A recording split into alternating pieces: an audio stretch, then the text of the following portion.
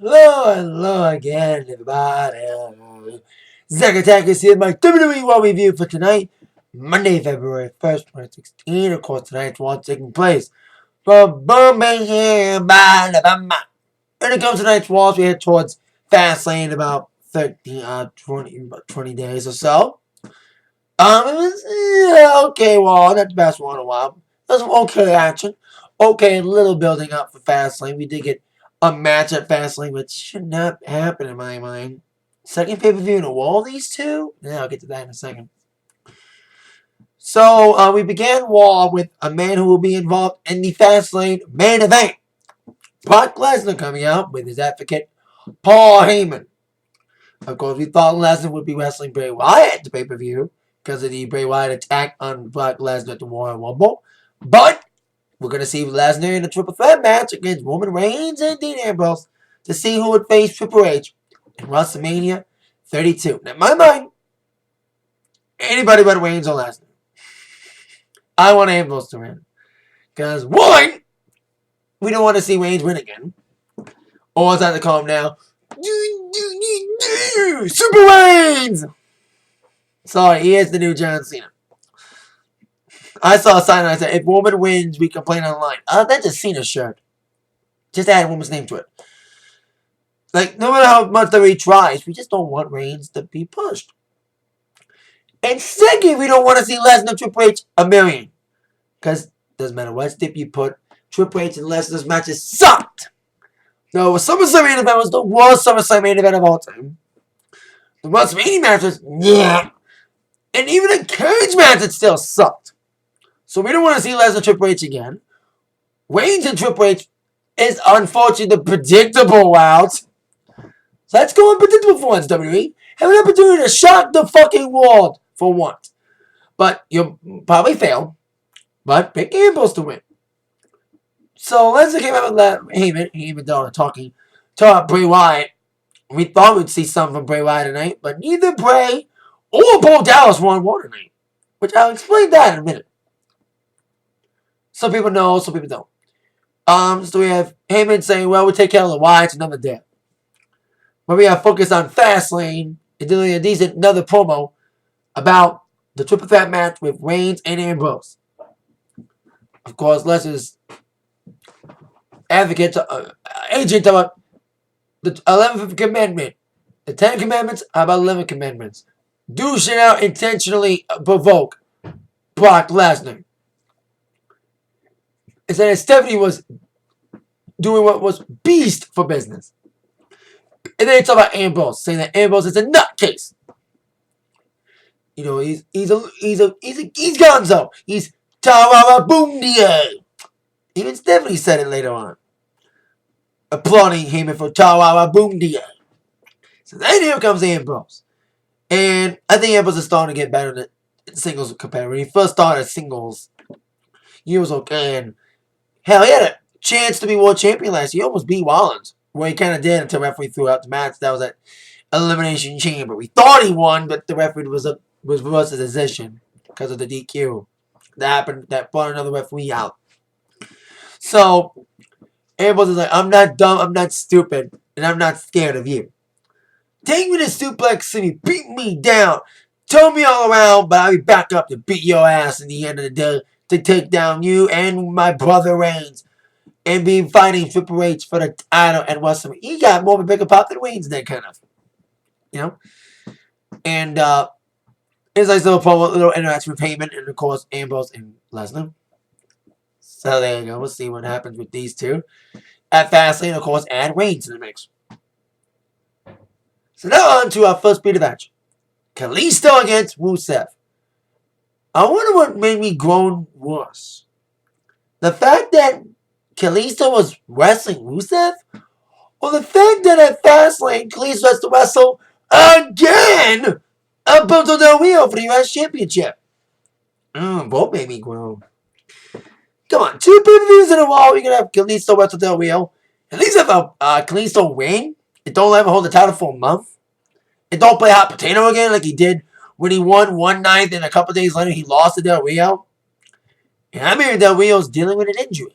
But they're hopeful that Del Rio will be able to make it for the Fastlane. We didn't see Sheamus tonight either. Sheamus is injured too. A lot of people getting injured. Sheamus is injured. Their wheels injured. Andrew Buck continues.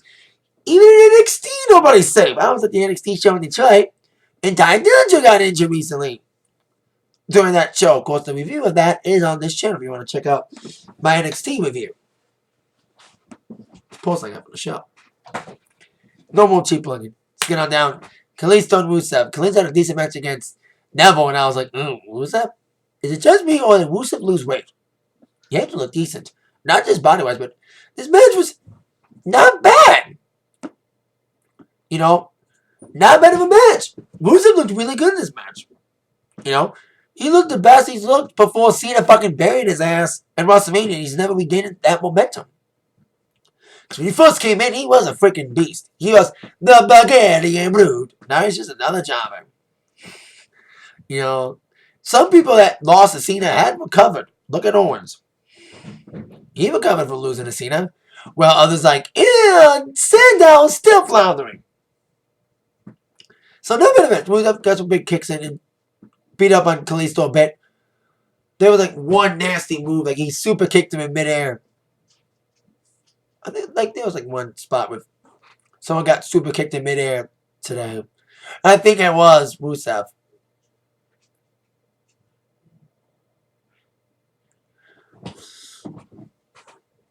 And that was a nice match with some decent moves from both guys. Kalisto, I don't know if he would have done it, Selena Del Sol or not, but they beat each other up on the outside. And Kalisto being tossed against the barricade. Or should I say, Rusev being tossed against the barricade after a hook on from Kalisto, with Kalisto winning by the countout. It didn't serve a lot of purpose, even though he took on one of the League of Nations members, one of the members of the Wheels group. Like, a lot of people were probably scratching their heads saying, why is Kalisto taking on Rusev? We were all groaning. But the match wasn't that bad, actually. You know, it could have been worse, but so no purpose at all, but it was still decent. Better than we all thought. So then, on to our next situation, our next matchup. The Usos taking on Not New Day. Yay! But they take on the Social Job Squad. I mean, the Social Outcast. We only had 3 tonight. As if they said Heath Slater and Axel, but it was actually Adam Rose and Axel. Rose and Axel. We did not see Bo Dallas. They said, well, Bo was recording some beats. Well, the real reason we didn't see Bo or Bray, real life brothers, by the way, who are the sons of Mike Rotunda, aka IRS, they left early. They actually left early because their grandfather, Black Jack Mulligan, is in the hospital in Florida tonight. Don't know the exact cause of him being in the hospital, but they left early to be by his side. Like I said, we have no word on his condition, but it was bad enough for them to leave early. Forcing water, we write the script. Kind of. So we had no Bray, no Bo tonight because of their grandfather in the hospital. They didn't explain it real time, but because I was like, where's Bo? Because I thought he got injured. I thought the injury bug bit him too. So I looked on the internet. I was like, oh, his grandfather's in the hospital. That's why we had no Bray either. So this tag team match between the Usos and 2 members of the Social Outcast. By the way, the Grammy Award winning. Oh God, Lynn Garcia's probably not gonna hear the fucking end of it. Of accidentally calling the Usos Grammy Award winning tag team of the year, not Slammy Award winning. It make like you can't blame her because they almost sell it Grammy Slammy. You know, you cannot blame her for that mistake, but they're gonna fucking explain it. I feel bad for Lillian. She probably like, fuck, it's the internet. Yeah, you know. So if these match up, okay, you know, the occasional jobbers. Slam became a distraction and helped Axel and Rose dominate the early half of the match with some big moves, double team moves. A Batwaker flying knee combo looked pretty good. But then the Usos got back in the action with Jay getting some big moves in. And then Jimmy gets the tag in after Jay got some momentum to get the tag in. The Jimmy the hot tag. Super kicking everybody. Setting up the Super Fly Splash and a 1-2-3 victory for the Usos. I know it was also Outcasts, but they're jobbing a lot, aren't they? They're not the social outcasts, it's the social job squad. But hey, Heath Slater was part of the three-man band. It lasted so long besides the fact they were jobbers. They were an entertaining team. That made up for them losing all the time. That's what Social Outcast is. They're kind of fun. Especially that Bo Dallas interaction with Flo Rida last week. Bo Rida! That was the storyline reason for no Bo. So then we have Miz TV. Now, with AJ Styles. Miz didn't let AJ get a word in edgewise. It was the Miz TV version of him telling the whole story about AJ Styles, going across the world. Of course, not mentioning TNA, like they always likes to do. They don't mention TNA. Although JBL mentioned it on his show with Road Dogg. They did say you were in TNA. They didn't mention it, Voodoo Kid Mafia. I was like, wow. They usually don't stay away from that, but it's JBL's show. It's hard hitting. They don't stray from that shit. They don't do what WWE did and edit out Becky Lynch's kiss to Ric Flair on the Royal Rumble replays for some stupid reason. Because the sexism rumors. Anywho, so Miz kept getting the mic to him like he didn't let AJ talk, and then all of a sudden AJ wouldn't take it. Boom! Punched the hell out of Miz and beat him down, tossed him out of the ring with AJ standing tall. And AJ will wrestle Miz on SmackDown Thursday, and he'll be maybe confronted by Jericho. Jericho did an interview. We may have a Jericho AJ feud. I would love to have seen an AJ Owens feud. I thought that was the feud they were going with after Owens eliminated AJ for the Rumble. But after seeing Jericho's match with AJ and seeing how AJ and Jericho shook hands last week, we could see an AJ and Jericho feud because they had a good match on Monday. And they could have a lot of better matches. So we shall see what goes on with that. Jericho will be involved in the match on Thursday. I'm smelling it. Now on to our next scenario. Next matchup, should I say. Brie Bella, the last Bella standing since Nikki's injured and got surgery recently. Best wishes to you, Nikki. Not the biggest fan of your character, but I do not wish anything bad to you. I know a lot of people probably like, yay, Nikki's injured! Fuck that bitch! Hey, she's got a life to live. You know what I mean? She entertains the people. And if you don't like her, don't like her. Don't wish anything bad to her just because you don't like her. Or her wrestling. Although she is better wrestler than Brie, I'll say that much. Even if Brie's husband is Daniel Bryan. She wrestled Charlotte tonight. Instead of wrestling Paige and Natalya again. Thank God. Yeah. Like Usos not wrestling New Day again. I was glad Brie and Alicia Fox weren't wrestling Paige and Natalya again. Yay! Or, in any combination. So, yeah. Brie tried her best to go with some Brie mode. But Charlotte, who plays the heel up well, without her dad, needs to get rid of her dad. I think this may be the match that could signal her finally kicking her dad to the curb. With Charlotte looking good early on, blocking Brie mode's kicks. But Charlotte, the heelish diva that she is, gets some big moves, some net breakers, and of course the leg scissors, almost setting up at one point the figure eight. After Brie had a sleeper hold at one point on Charlotte in an OK Divas match. It was short, but it was okay. With Brie's sleeper hold connected, that's when Ric Flair got up on the apron and distracted Brie. But unfortunately, distracted Charlotte as well. Because she was going for the figure eight, but then Brie countered it with a roll-up, and Brie actually won. Brie beat the Divas champion. Because Ric Flair's interference backfired. So that's why I think this could be the reason why we can finally see Ric Flair being tossed to the curb. I have nothing against Ric Flair. I have all respect for Ric Flair. I met him. Come on. I met him at a TNA show. But in my mind, Charlotte's the better heel without her dad. Like, she can be like her dad, but she doesn't need her dad to overemphasize it, you're heel, but come on. And this one kind of fell off. Like, the first hour was okay, but the second hour, most of the matches in the second hour were kind of four-way matches. That's why I think Raw was okay for the most part tonight. There was, some decent action, especially Owens and Ziggler, which I'll get to. Before that, we had Big Show and Eric Rowan. Of course, only 3 members of Alliance tonight. just Strowman, Warren, and Harper because no bread. So, Big Show turns babyface and heel more times than a girl changes clothes in a day. You know, we don't care what Big Show is. We just want him to retire. So, and these are just two guys who are just goons. Just two goons wrestling. At least they didn't get trolled like Bray did last week against Kane. They trolled him to hell because of the people just like Randy Savage. I heard they got kicked out and they got brought back in the Rock segment. I know a lot of people were pissed. The Rock went off script, but it was a fun moment.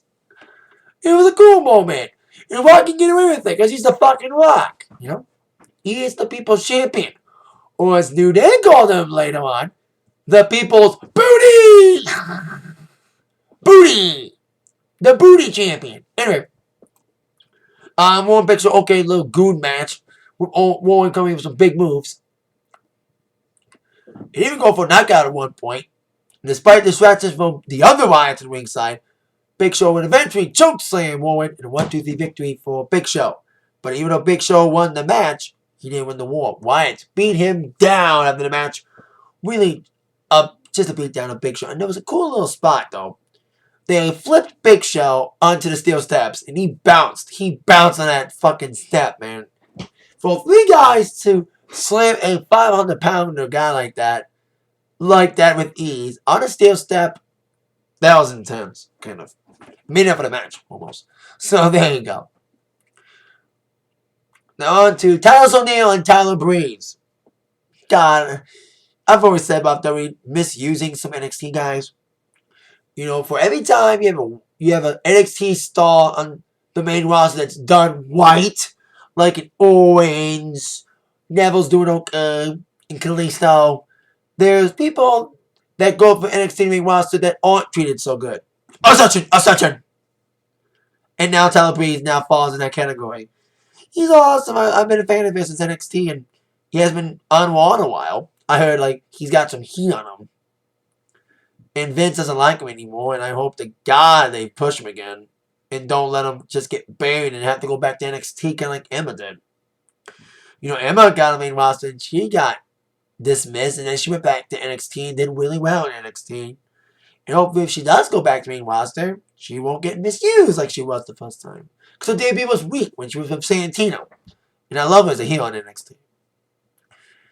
So Tyler Breeze had some okay little moves on the outside. Even going for a half crab at one point. But even with one knee, the Florida Gator came back alive. Tossing him up before setting up for the Clash of the Titans in the 1-2-3 victory and an okay little squasher for Mr. O'Neil. So there you go. On to the next match. If you want to call anything on Raw good tonight, this is it. Kevin Owens, Dolph Ziggler. I know they wrestled last week, but this match was really good. It was a fun matchup. Great action, great back and forth action with some great spots. Now, I think this is the one when Kevin Owens super kicked. Like someone super kicked someone in midair tonight. And this was just a beatdown. Like Owens just destroyed Ziggler. Some of my favorite spots were when Ziggler was set up in the Tree of War at one point, and the cannonball splash from Owens when he was tied up in that hold. And then I remember one other cool spot. And that was, of course, towards the ending of the match. It was just great back and forth action from both these gentlemen. And I love when like Owens and one of the favorite spots was when Owens and Ziggler were battling on the outside, and then at one point Ziggler did nail the famous on the outside. That was a cool spot. But Owens had Ziggler down so many, and he just beat down Ziggler. Ziggler never gave up. You know,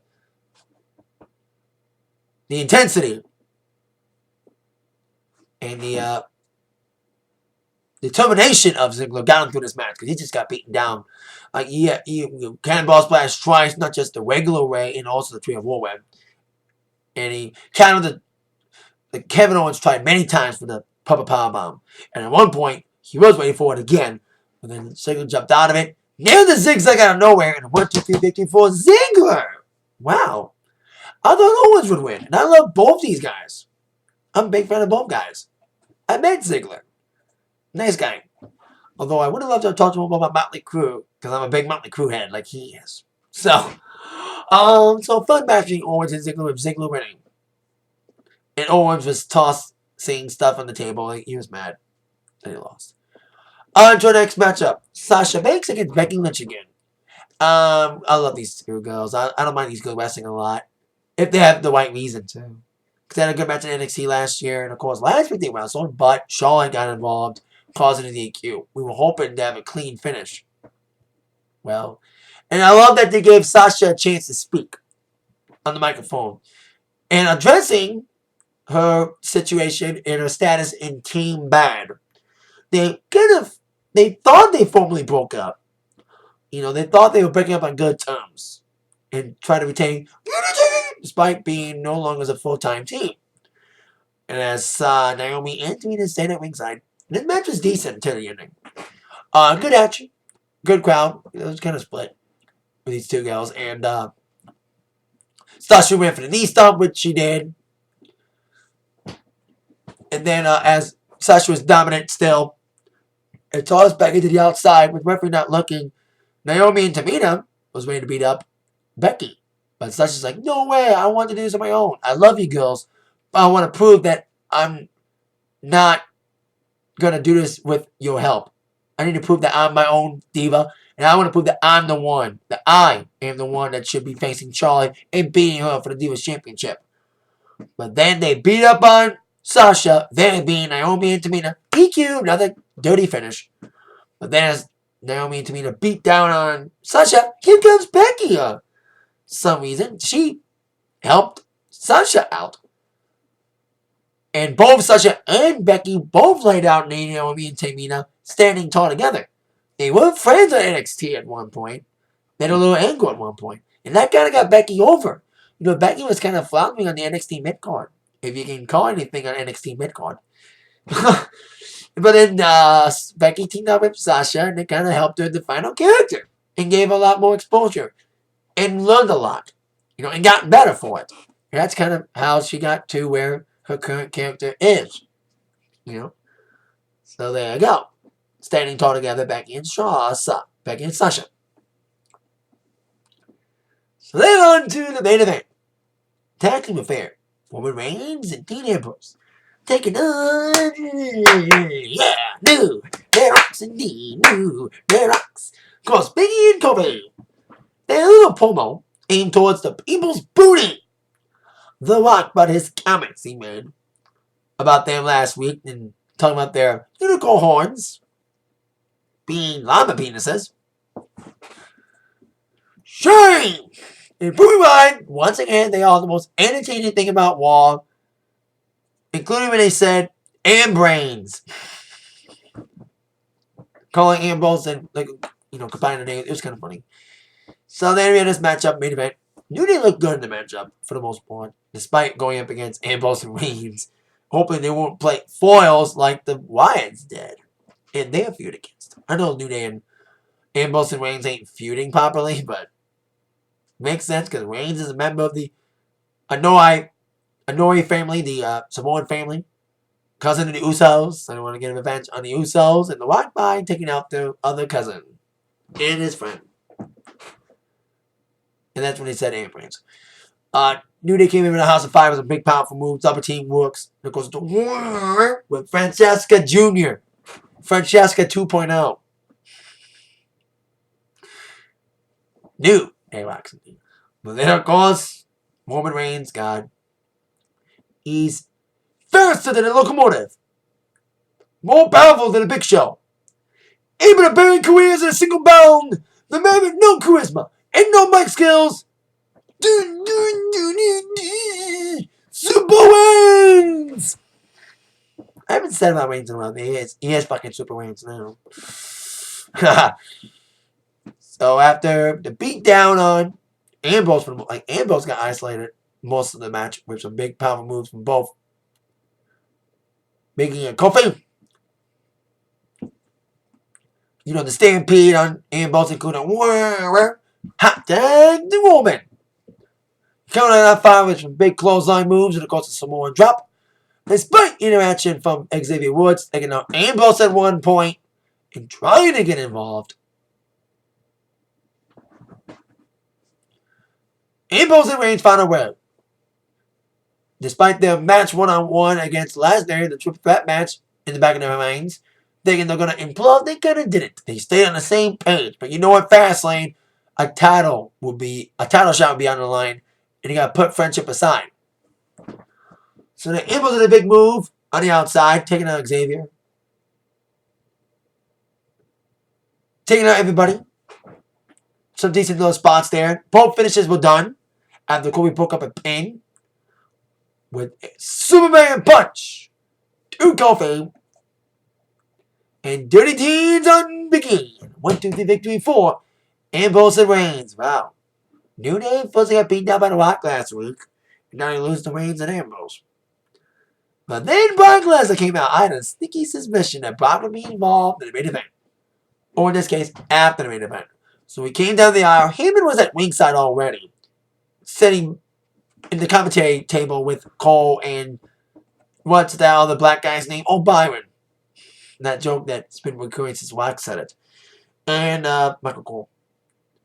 So Heyman was already out there and Lesnar came out. And as Reigns and Ambrose had their eyes on Lesnar, they kind of forgot to keep their eyes on New Day. New Day beat them down. Specifically Kofi and Xavier. Beating him down. And Kofi took Reigns to the outside. And as Reigns and Kofi were fighting on the outside, Lesnar got in the ring and F5'd Ambrose. With both Ambrose and Reigns being laid out by obviously Kofi and Lesnar, Lesnar left while standing tall, sending a message to Ambrose and Reigns specifically, even though he didn't get his hands on Reigns tonight. He probably will as the road to Fastlane continue on. Like I said, okay one tonight. Not the best one in a while. That's an okay match with Owens and Ziggler being close to good. Rusev and Kalisto, despite not serving any specific purpose or not providing any advancing in the storyline between Kalisto and Del Rio, who are fighting again for no reason. It was still fun, no purpose though. And we also saw the continuing quest for the Golden Truth tag team, All Truth and Goldust, interacting in the bathroom. Was it just me or was Goldust barefoot in a toilet? TVPG, people! TVPG. So we'll see if that tag team comes together. Because New Day needs a new competition. Besides the Usos. That's why she's fucking puts Ascension again. Damn it. Let them be faces against fucking New Day. But still let them be vicious. Let them be like the Legion of Doom face. You know, badasses but good guys. You know? Or be like Demolition. You know, like I said, they're badass guys, but they're baby faces. You know? But they dropped the ball on Ascension. We never regained it. So there you go. That's it for all review tonight. Thank you very much for watching. With that in mind, you've been attacked by the review from Zach. See you later.